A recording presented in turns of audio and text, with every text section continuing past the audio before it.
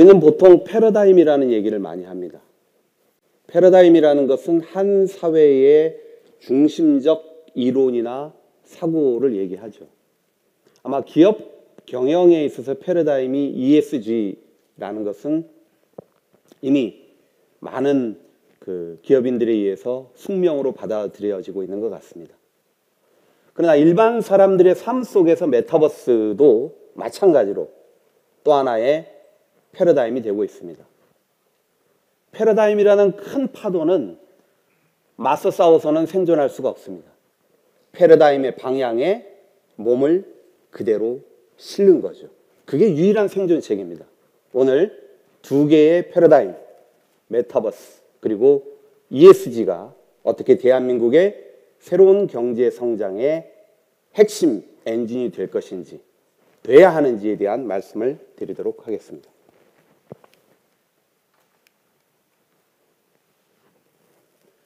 일단 메타버스에 대해서 많은 분들이 그 개념부터 조금 모호하게 생각하시는 분들이 계셔서 오늘은 메타버스가 무엇인지에 대한 확실한 정리를 좀 먼저 해보고, 메타버스의 성장 가능성, 왜 메타버스 패러다임인가, 그리고 메타버스의 올해 7대 트렌드까지 한번 뽑아서 정리를 해드리겠습니다. 그리고 CSR에서 ESG까지의 진화 과정을 통해서 새로운 ESG의 가능성을 보고요. 마지막으로 ESG가 메타버스라는 새로운 무한한 가능성의 세상에서 어떻게 성공적으로 구현될 수 있는지에 대한 사례를 살펴보도록 하겠습니다. 메타버스라는 용어는 사실 원조가 따로 있습니다. 제가 간략히 오늘 1935년에 스탠리 와인바움이라는 천재적인 SF 작가가 피그말리언스 스펙터클이라는 자신의 소설에 페라코스마라는 세상을 그립니다. 소설의 첫 라인은 이렇게 시작합니다. But what is reality? 야, 그런데 현실이 뭐야? 그 소설에서 안경을 통해서 만들어진 가상의 세계, 그렇지만 현실 세계와 똑같은 세상을 주인공은 맞이하게 되죠. 그 안에서 전설의 갈라테아와 만남을 갖게 되는 그런 소설입니다. 여기에서 페라코스마는 영어로 따지면 그대로 현실, 우주를 넘어선이란 뜻입니다. 페라는 beyond의 의미고요. 코스마는 여러분 잘 아시는 것처럼 코스모스죠. 그러니까 우주를 넘어선이란 뜻이고요. 그런데 1992년에 이제 여러분 잘 아시는 닐 스티븐슨이 스노우 크래쉬에 보면은 또 다른 용어로 등장을 하죠. 메타버스. 메타도 영어 접두어로는 beyond, 뭐뭐를 넘어선이란 뜻이고요. 벌스는 유니버스예요. 아하, 닐 스티븐슨이 스탠리 와인바움을 그대로 카피했다. 이 정도. 제가 여기서 드리고자 하는 말씀은 그게 메타버스든 페라코스마든 그 불리는 이름이 무엇이든지 간에 인간은 늘 우리가 살고 있는 또 다른 세상을 꿈꿔왔고 그것이 현실화되는 그 시점에 우리는 살고 있다가 핵심 포인트가 아닌가 싶습니다. 우리가 꿈꾸는 세상을 만들기 위한 기술적 진화는 굉장히 오랜 시간 동안 진화해 왔습니다. AR, VR, XR을 거쳐서 메타버스까지 진행을 해왔고요. 그럼에도 불구하고 우리가 핵심적인 개념들을 오늘 좀 정리를 해보겠습니다. 첫 번째, 여러분들이 잘 알고 계시는 MMORPG라는 게임과 그러면 메타버스는 어떻게 다른가? 아마 많이들 궁금하실 겁니다.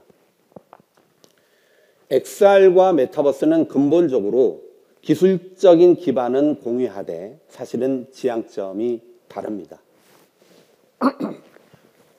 일단 메타버스를 우리는 학문적으로는 MMOCPI, 사이버와 피지컬, 즉 물리적 세상과 가상의 세상이 인티그레이션, 통합되는 세상을 우리는 메타버스라고 한다. 그러니까 MMORPG에서는 상당히 진화한 개념이죠. 게임을 좋아하시는 분들 아마 MMORPG를 즐겨 하실 텐데 CPI, 즉 게임의 세상과 현실의 세상이 통합되는 세상이 메타버스다.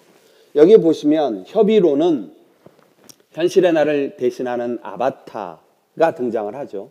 그 아바타가 말하자면 일상생활과 경제 활동을 동시에 추구하는 가상세계 정도로 정의할 수 있어요.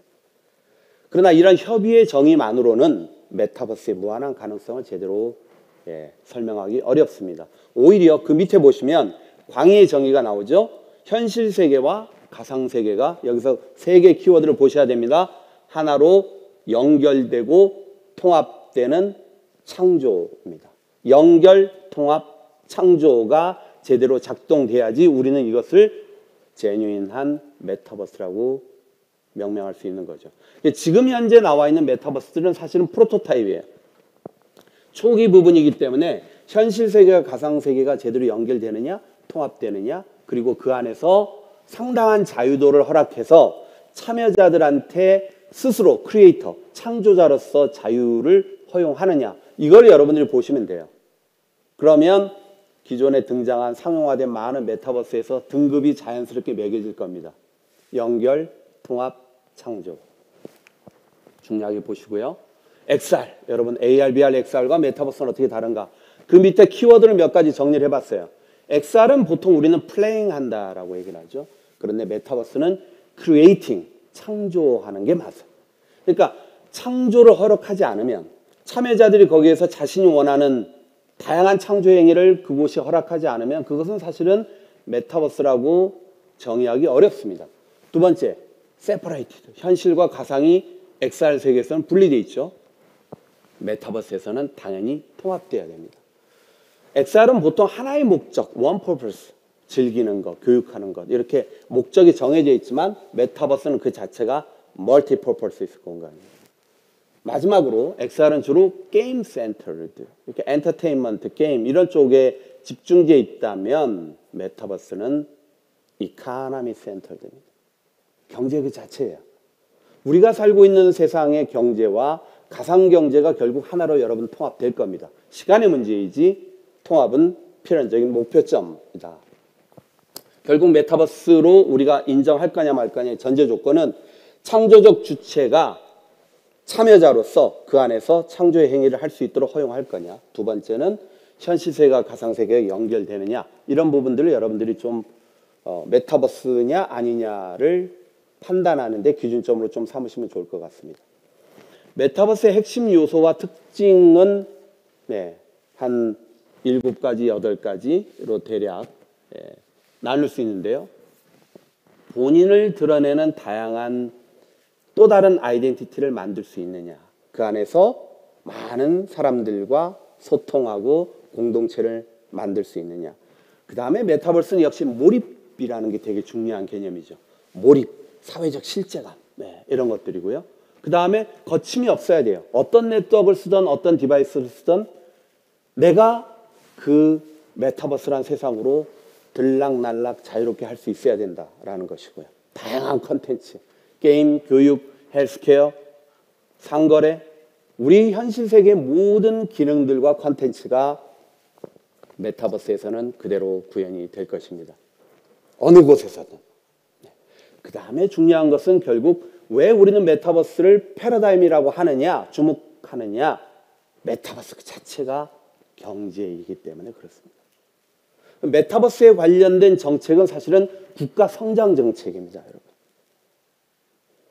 마지막으로 시빌러티. 많은 사람들이 안심하고 그 공간에서 삶을 영위할 수 있어야 된다. 이런 부분들이고요. 그런데 여기에서 제가 화살표로 딱 잡아놓은 게 뭐죠? 유저 크리에이션이라고 잡았지 않습니까? 참여자들이 창조의 행위를 할 수 있어야 돼요. 그 다음에 그 창조의 행위를 한 것들이 어떻게 해요? 다오라고 되어 있죠? 메타버스는 다오가 핵심이에요, 여러분. 즉 Decentralized Autonomous Organization, 분산화된 자율 조직. 참여자들은 더 이상 구글이나 페이스북이나 이런 거대한 빅테크로부터 지배당하기를 원치 않아요. 내가 주인이고 내가 그 공간에서 내가 원하는 것을 만들고 트랜잭션하고 머니타이즈하기를 원하거든요. 결국 메타버스라는 세상이 이런 다오를 어떻게 끌어안느냐, 어느 정도의 권한을 부여하느냐가 앞으로 메타버스의 진화에서 굉장히 중요한 관찰 포인트가 될 겁니다. 제가 보기에는 다오를 최대한 인정하고 권한을 부여하는 그런 메타버스가 최우승자가 되지 않을까 이런 생각을 해봅니다.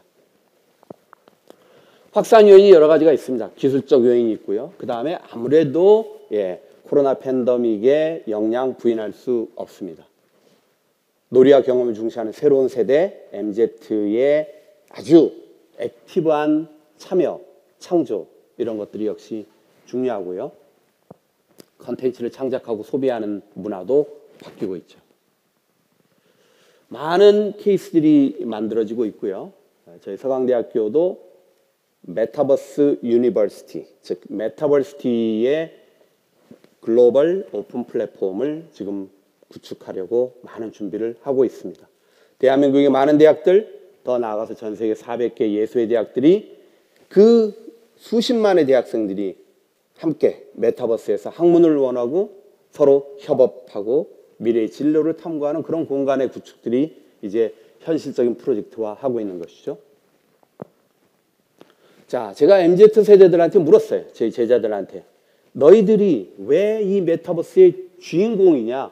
너희들 스스로 정의를 해봐라. 라고 했더니 이렇게 멋진 답변을 저에게 줬습니다. 첫 번째, 새로운 기술에 대한 채택, 이용이 대단히 용이하다. 우리 인정할 수밖에 없죠. 졌다. 그렇죠? 예. 이 친구들이 따라갈 수가 없어요. 더더군다나 가상재화에 대한 개념도 달라요. 스스럼 없이, 부담 없이, 두려움 없이 가상재화를 이용합니다. 소비 성향 적극적이죠. 예. 엄카, 악카 가지고 흔들어댑니다. 그렇죠? 거기에 코로나 상황 속에서 여러분 이런 소위 터치리스, 비접촉의 비대면의 여러 가지 경험을 가지고 있고요. 핵심은 18세에서 81세인데 이게 이제 게임 산업을 얘기할 때 쓰는 말입니다. 18살이 한 게임은 81세까지 한다는 거예요. MZ를 주목할 수밖에 없는 이유는 이 친구들의 지금 그런 행태, 그 친구들의 마인드가 결국 향후 미래 경제를 끌고 갈 수밖에 없다는 거죠. 지금 메타버스 하는 친구들은 죽을 때까지 메타버스 한다고 보시면 됩니다. 이런 부분들을 우리가 봐야 되고요. 마지막 스필오버 효과. 이 친구들이 하게 되면 그 옆 세대들로 자연스럽게 넘어가요. MZ가 하면 엄마 아빠 안 할 수가 없고. 그렇죠? 네, 이런 것들을 우리가 좀 주의 깊게 볼 필요가 있고요. 기술 진화에 따라서 이게 자연스럽게 비즈니스 영역으로 넘어오게 됩니다. 바로 여기에서 메타버스와 ESG가 만나게 되는 거죠. 많은 비즈니스 행위들이 메타버스에서 그대로 연결되게 되죠.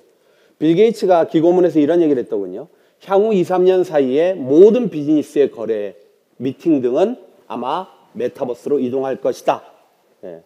현대원 교수가 얘기하면 좀 안 믿지만 빌 게이츠가 얘기하니까 좀 믿으시겠죠. 예. 2, 3년 사이에 그런 패러다임적 변화가 있게 된다는 겁니다. 그렇다면 ESG조차도 경영의 가장 핵심 철학이자 원칙이기 때문에 메타버스라는 공간으로 옮겨 들어가는 것은 시간 문제이다. 이렇게 볼 수가 있는 거고요. 업무 플랫폼까지 확장하고 있어요. 많은 솔루션들이 등장하고 있고 미국에서 보면 빅테크들이 지금 코로나 팬데믹이 끝난 다음에 회사로 직원들을 다시 불러들이려고 하니까 어떤 현상이 있죠? 아주 키 멤버들이 사표 쓸 준비를 하고 있다 이런 얘기죠. 뉴 노멀이 이제 노멀이 되는 거예요. 예전처럼 비즈니스 환경이 예전처럼 돌아갈 수가 없는 거죠. 이제는 완전히 바뀐 형태의 새로운 조직 문화, 새로운 비즈니스 유형들이 이 메타버스를 중심으로 해서 상당한 구조조정과 재편을 거치게 될 것이다. 무한한 가능성이 세상에 있습니다. 어떤 분야도 메타버스로 예외는 있을 수 없다. 건축, 우주 탐험, 교육, 엔터테인먼트, 라이브 공연, 헬스케어 여러 분야에서 메타버스는 앞으로 상당히 빠른 성장을 이어가게 될 겁니다. 여러 기관들이 지금 추정치를 내고 있어요. 여러분 잘 아시는 것처럼 프라이스워터하우스쿠퍼스, 스태티스타, 에버그린 리서치. 자, 수치는 달라요. 왜냐하면 이 추정치라는 것은 그 추정치 안에 어떤 내용을 포함하느냐에 따라서 상당히 다를 수 있기 때문에. 그러나 방향은 다 똑같은 곳을 가리키고 있다. 이런 걸 보시면 될 것 같아요. 대략적으로 프라이스워터하우스쿠퍼 같은 경우에는 지금 10년 사이에 10배 정도의 시장 성장을 보고 있고요. 에버랜드 리서치 같은 경우도 지금 연평균 43.3% 정도의 성장입니다. 핫하죠. 네. 자, 여러분들을 위해서 제가 2022년도 메타버스의 7대 트렌드를 한번 정리를 해봤습니다. 짧게 볼게요. 첫 번째는 이제 드디어 본격적으로 메타버스의 지배 플랫폼이 되기 위한 글로벌 빅테크들의 경쟁이 본격화되고 있습니다. 여러분 작년 해가 꺾이기 전에 아주 어떻게 보면 세계적인 현상들이 생기기 시작을 했죠. 메타버스가 기업의 가장 본질적인 미래가 될 것이다. 뭘까요? 페이스북이 메타로 사명을 바꿉니다. 저는 이게 마케팅적인 전략이라고 보지 않습니다. 2014년 저커버그가 오큘러스라는 조그마한 신생 회사를 2조 5천억에 샀을 때부터 페이스북은 이미 메타버스를 보고 있었던 것이죠. 자, 마이크로소프트는 어떨까요? 메타로 사명을 바꾼 페이스북이 자신들의 미래를 메타버스에 걸겠다라고 올인 전략으로 갑니다. 근데 마이크로소프트는 살짝 톤다운을 해요. 우리는 그렇게 메타버스의 지배자가 되기를 원치 않아. 우리는 조력자 역할을 할게. 우리의 여러 가지 솔루션을 가지고 비즈니스가 잘 될 수 있도록 도와줄게 라고 살짝 톤다운을 하는데 불과 한 2달이 지나기 전에 본색이 드러나죠. 네. 액티비전 블리자드를 82조에 인수합니다, 여러분. 액티비전 블리자드가 갖고 있는 놀라운 게임 IP 탐낼만 하죠. 그런데 사티아 나델라의 인터뷰 내용을 가만히 들여다보면 본심이 딴 곳에 있어요. 뭘까요? 액티비전 블리자드가 가지고 있는 뛰어난 크리에이티비티, 창의력. 이게 향후 메타버스 경쟁에서 필수적인, 핵심적인 역할을 할 것이라는 기대를 아주 그대로 드러냅니다. 이제 본격적인 경쟁이 시작되고 있습니다. 두 번째는요, 게임 업계의 몸값이 상승할 수밖에 없다.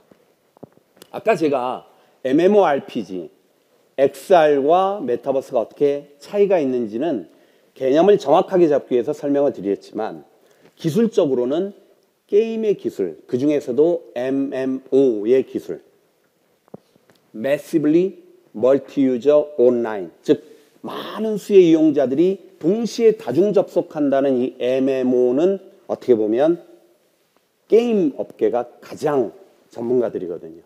그러니까 게임 업계는 뛰어난 게임 IP를 가지고 있죠. 엄청난 수의 유저들을 이미 확보하고 있죠. 거기에 MMO에 대한 놀라운 기술 축적까지 돼 있기 때문에 메타버스를 향한 미래 진로에서 게임 업계를 우군으로 또는 게임 업계를 M&A를 통해서 자신의 수하에 잡아넣으려고 하는 시도는 계속될 수밖에 없다. 네, 상당히 게임 업계의 몸값이 벌써 올라가고 있고 스카웃전이 장난이 아닙니다. 네. 애플하고 소위 페이스북 지금 메타죠. 치고받고 하고요. 네. 세 번째는 역시 기술적 진화들이죠. 여러분 HMD를 써보신 분들이 계실 겁니다. 여전히 투박하죠. 힘들어요. 특히 여성분들은 한번 쓰고 나면 화장 지워지고 머리 망가지고 참 쉽지 않습니다. 그런데 이게 여러분들 지금 많은 분들이 쓰고 계시는 것처럼 간단한 안경 타입이 되면 어떨까요? 올해 CES에서 마이크로소프트와 퀄컴이 아주 재밌는 발표를 했죠. 초소형의 칩 개발에 뜻을 같이 하겠다. 시간의 문제이지 여러분. 안경 타입의 소위 HMD 또는 메타버스 글래시스가 출시가 되게 되면 아마 정말 놀라울 정도로 안경 하나를 사이에 두고 현실과 가상을 넘나드는 일상적인 우리의 삶으로 메타버스는 훅 하고 다가올 것이다. 이런 얘기고요. 아까 말씀드린 대로 메타버스 자체가 결국 패러다임이라는 것을 다 알아요. 이제는요. 이게 일시적인 현상이 아닙니다. 코로나가 끝나면 메타버스가 시대를 할까요? 지금 약간 주춤해 있죠. 저는 상당히 건강한 시그널이라고 봅니다. 기술 채택이 하나의 경제에서 완벽하게 안정적인 자리를 잡기까지에는 분명히 기대가 인플레이션이 심해지고요. 뻥 하고 한번 터지는 지점을 겪어요. 저는 지금 상당히 장기적인 메타버스 발전을 위해서 지금 저는 건강한 조정기라고 봅니다. 그러나 가는 방향은 분명하다. 오히려 이럴 때 과감하게 뛰어드는 게 전 맞다라고 보는데요. 어쨌든 빅테크는 반드시 가야 되는, 또 반드시 이겨야 되는 게임이기 때문에 목숨을 건 지금 경쟁력 확보, 그중에서도 결국 이거는 사람의 문제거든요. 사람의 크리에이티비티, 사람들이 가지고 있는 놀라운 기술적인 역량들, 운용 능력들, 그러니까 이 고급 인력들을 확보하기 위한 전쟁들이 지금 총성 없는 전쟁이 시작되고 있다. 수백 명씩 지금 넘나들고 있습니다. 다섯 번째, 저는 메타버스의 스타트업의 전성시대가 다시 열릴 것이다. 우리나라도 창조경제를 중심으로 해서 많은 소위 창업의 씨앗들이 뿌려졌고요. 지금 무럭무럭 잘 자라고 있습니다. 성공적인 사례들이 코스닥 입성을 알리고 있고, 자, 이제 다시 또 다른 창업의 전성시대가 이제 활짝 문을 열 수밖에 없다. 왜? 새로운 시장은 새로운 기회들을 제공할 것이고, 많은 꿈을 갖고 있는 사람들은 이 기회를 자신의 것으로 만들기 위해서 문을 두드릴 것이기 때문에 저는 메타버스 창업의 전성시대가 열릴 것이라고 봅니다. 실제 많은 투자들이 이루어지고 있습니다. 여섯 번째, NFT 뺄 수가 없죠. NFT 중심의 가상경제가 이제 확장이 됩니다. 빅테크들 전부 올인하고 있고요. NFT 거래소 만드는 것은 이제 거의 기본 기능 정도가 돼가는 것 같습니다. 새로운 크립토 커런시를 민팅함으로써 기업의 새로운 어떤 자금을 확보하려고 하는 전략들, 그 다음에 메타버스를 통해서 새로운 가상경제를 만들므로써 무엇보다도 자신들을 사랑해 주기를 원하는 많은 유저들을 유입하려고 하는 그런 노력들. 요즘은 to earn이 대세거든요. to earn. 앞에 뭐든지 붙이면 돼요. play to earn. 그러니까 게임을 해도 돈을 벌 수 있는 게임이 뜨는 거죠. study to earn. 학습 메타버스는 공부를 하면 토큰을 줘요. 그렇죠? 네. 뭐든지. 오후에 보니까 야놀자인가요? 거기서 야핏 운동하는 것도 있던데 보니까 그건 뭐예요? exercise to earn. E2E. 운동하면 코인을 받는. 그러니까 보상체계가 작동되는 것이야말로 메타버스의 핵심이거든요. 누가 이 시장을 선도할 것인가? 이게 상당히 재미있는 관찰 포인트고요. 마지막, 결국 오프라인의 소위 파이프라인 기업들이 메타버스로 조인할 수밖에 없다는 겁니다. 이미 많은 명품 브랜드들이 메타버스와 콜라보를 하고 있고요. 오프라인 B2C 비즈니스를 하는 많은 스포츠 브랜드들 전부 지금 메타버스용 상품들을 출시하거나 서비스를 기획 준비 중에 있습니다. 한 7가지 정도로 여러분들께 올해부터 시작되는 메타버스의 트렌드를 정리를 해드렸습니다. 자, 이제 ESG에 대한 얘기를 해보도록 하겠습니다. 이 자리에 오신 분들이 아마 그 회사에서 ESG를 담당하는 분들이 많이 계신 걸로 알고 있습니다. 그런데 작년 제가 한 7, 8월 정도에 IT조선과 함께 이런 세미나를 한번 준비를 해보자라고 첫 논의를 한 시점이 상당히 꽤 됩니다. 근데 이제 검토를 해보니 많은 분들이 ESG도 뭐하고 메타버스는 더 모르겠는데 어떻게 이 두 개가 연결이 되느냐라는 궁금증이 많으셨다라고 들었습니다. 그런데 아까 말씀드렸던 것처럼 이 두 개가 접점을 이루고 이 두 개가 하나의 엔진으로 작동할 수밖에 없는, 그래서 그 자체가 기업의 운명을 가르게 될 것이고요. 그 자체가 한 국가의 경제를 좌지우지하게 될 거라고 생각을 합니다.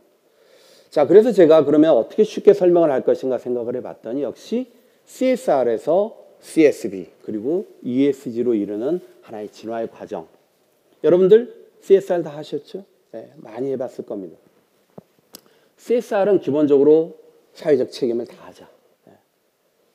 이거를 보통 도네이션, 기부하는 개념으로 생각을 하고 비용의 개념으로 인식을 많이 합니다.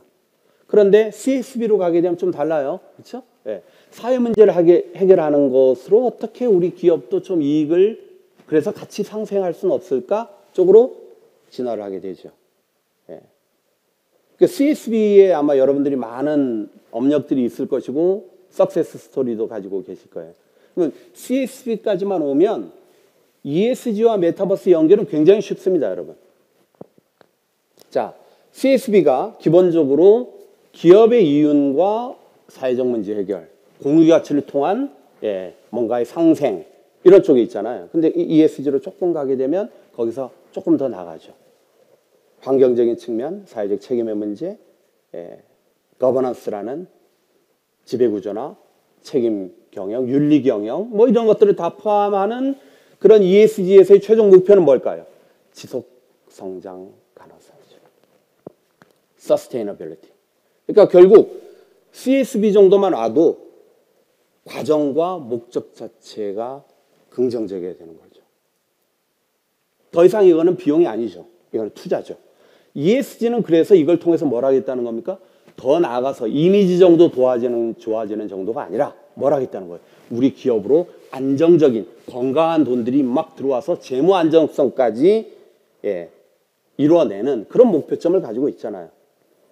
그러면 가장 핫한 그리고 가장 많은 사람들이 뛰노는 그런 메타버스 공간에서 ESG 경영 활동을 펼치는 것이야말로 당연히 해야 되는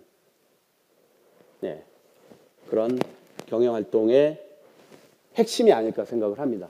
뭐 여러분 이런 개념 정도는 충분히 이제 이해를 하고 계시고 그래도 우리나라에서 여러 가지 지금 체계적인 노력들을 하면서 그 ESG가 가지고 있는 개념의 모호성, 그 다음에 여러 가지 현실 적용에 있어서의 문제점들, 평가 기간도 너무 많고 평가 기준도 너무 모호하고 복잡하고 그런데 정부는 여러 가지 규제적인 측면을 촘촘히 짜면서 제가 본 게 정확한지 모르겠습니다만 한 보고에 보니까 ESG 관련돼서 국회에 계류 중인 법안만 97개나 된다고 하더라고요. 그러니까 참 기업하기 쉽지 않겠다 이런 생각이 좀 듭니다. 자, 지금 ESG 밸류를 이루기 위한 여러 가지 요소들이 있거든요. 이 하나하나의 요소들을 놓고 저것을 메타버스라는 공간에서 어떻게 펼쳐낼 것인가를 보면 분명히 아마 기업단에서 주로 자신들이 기업이 하는 주 비즈니스 영역과 연계해서 어떤 아이디어들이 잡힐 수 있어요. 여기서부터 좀 해보자는 거죠. 자, 또 다른 접근법을 좀 보면 여러분 잘 아시는 것처럼 ESG 평가 중에 모건 스탠리, MSCI의 평가 지수들이 있죠.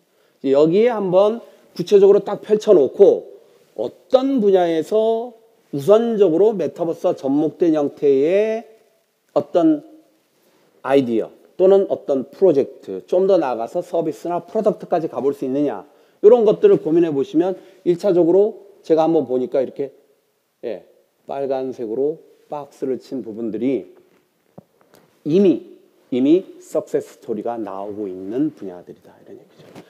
표시가 안 돼 있는 분야라고 해서 이게 무관하다? 그렇지 않습니다.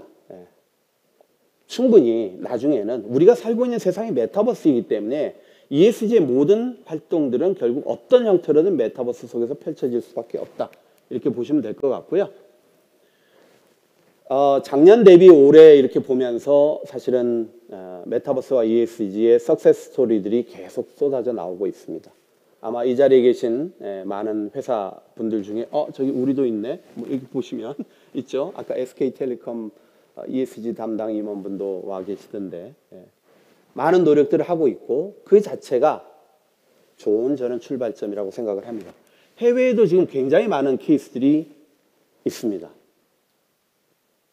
이 두 개의 이 패러다임을 하나로 통합시켜서 어떻게 그 회사의 지속 가능한 성장의 핵심 엔진을 만들 것이냐. 그런 것들이 모아지면 결국 대한민국이라는 거대한 경제를 끌고 갈 수 있는 성장 엔진이 저는 자연스럽게 만들어지는 것이 아닌가 이런 생각을 해봅니다.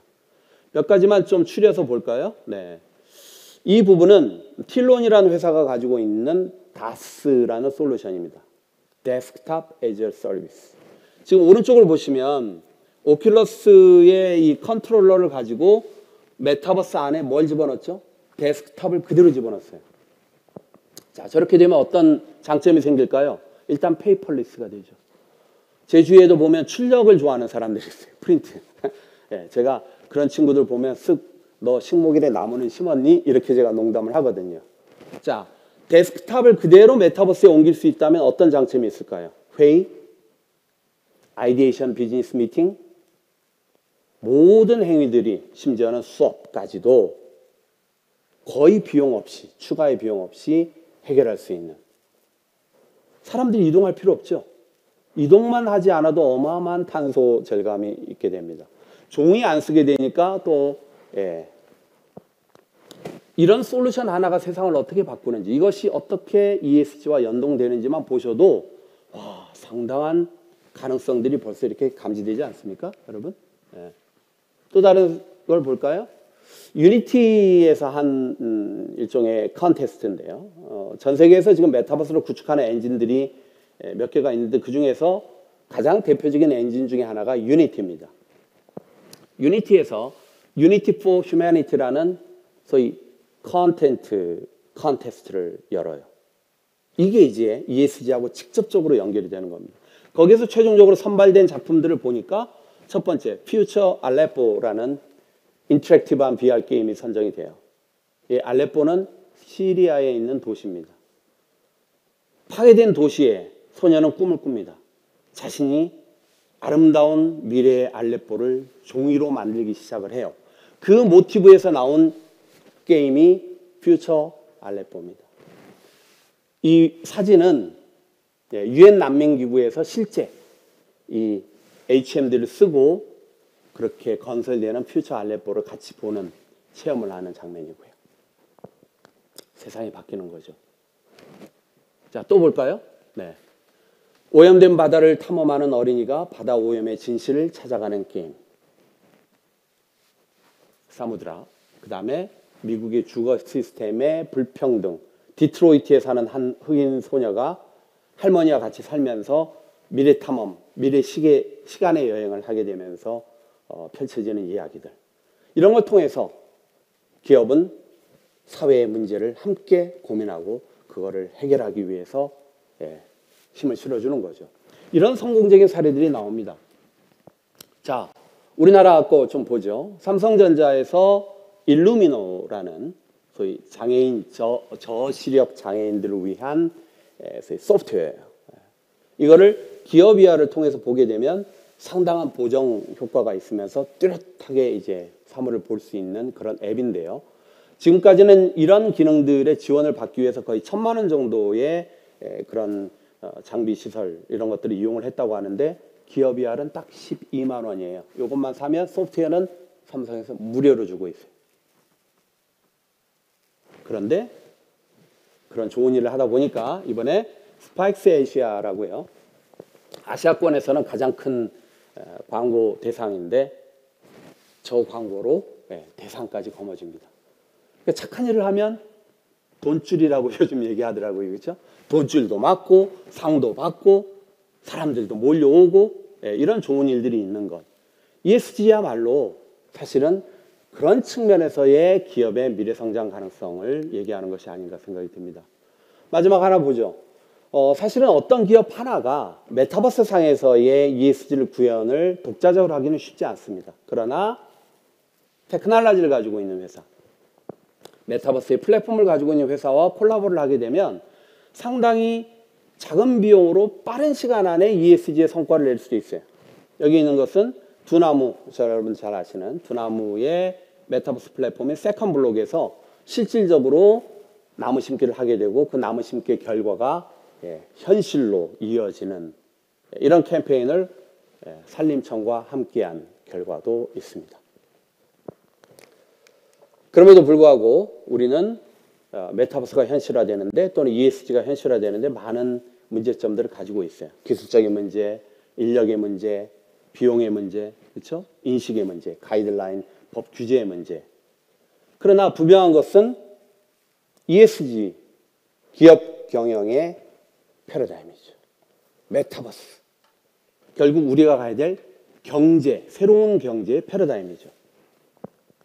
이 두 개의 패러다임, 이 뜨거운 에너지가 모여져서 메타버스 세상에서 ESG를 구현하는 그런 과정을 통해서 기업이 미래의 에너지를 확충하고 우리 국가의 경제를 성장시키면 물론 거기에 참여하는 우리 국민들에게 보다 안전한 삶, 풍요로운 삶을 제공할 수 있다면 메타버스 ESG는 대한민국이 지향해야 할 새로운 목표점이 아닌가 이렇게 생각을 해봅니다. 오늘 발표 들어주셔서 대단히 감사합니다.